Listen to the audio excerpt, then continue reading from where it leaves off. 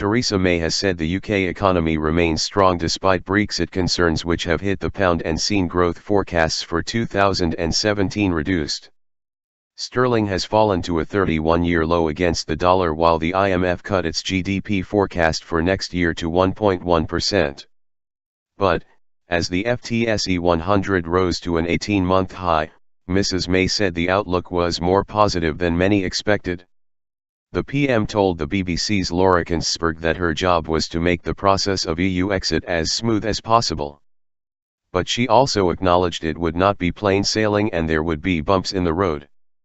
Mrs. May will give her first leader's speech to the Conservative conference on Wednesday against a backdrop of Brexit-induced jitters in foreign exchange markets. The pound has continued to slide since the Prime Minister said official negotiations on the terms of exit would begin by next March at the latest and indicated that she was seeking restrictions on freedom of movement rules, a move seen as incompatible with remaining a member of the EU's internal market.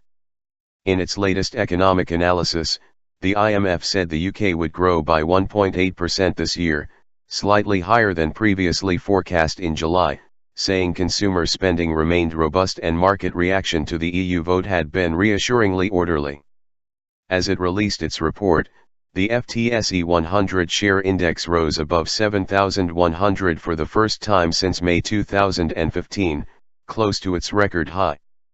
But the IMF expects a significant slowdown in the UK economy next year, with growth down to 1.1% compared with 2.2% in 2015 and the 2.2% forecast before the Brexit vote, amid concerns about the outcome of the UK's negotiations with the rest of the EU.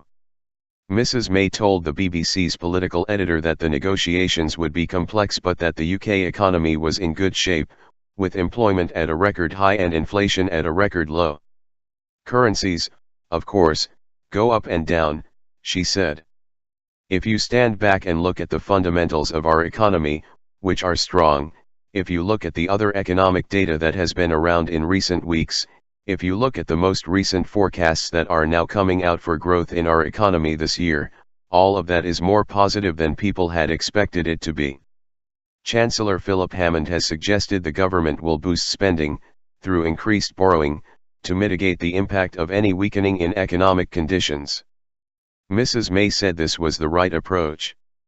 What the government needs to do is ensure that we are, in terms of the process of Brexit, making that as smooth as possible, she said. What matters is that we are clear about the deal we want to get for the British people. That's the right deal, a deal that ensures that British businesses have the maximum opportunity to trade with and operate within the European Union. No supplicant.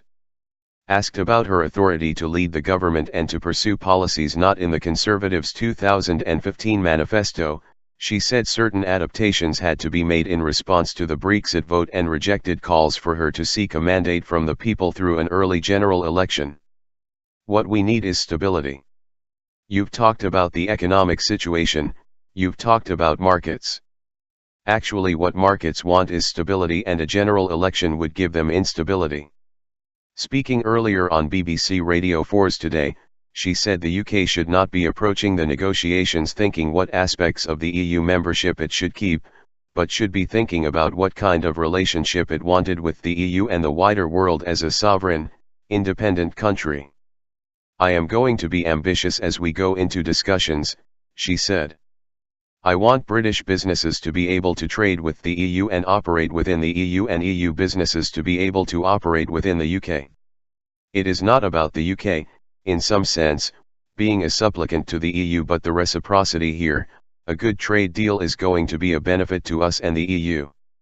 Opposition parties have accused the Prime Minister of making light of the economic difficulties which lie ahead.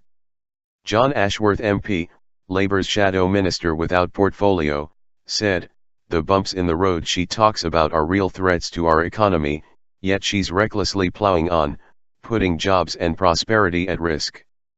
And Liberal Democrat leader Tim Farron said, "These bumps, as she blithely calls them, are people's jobs and livelihoods." She seems as out of touch as her ministers.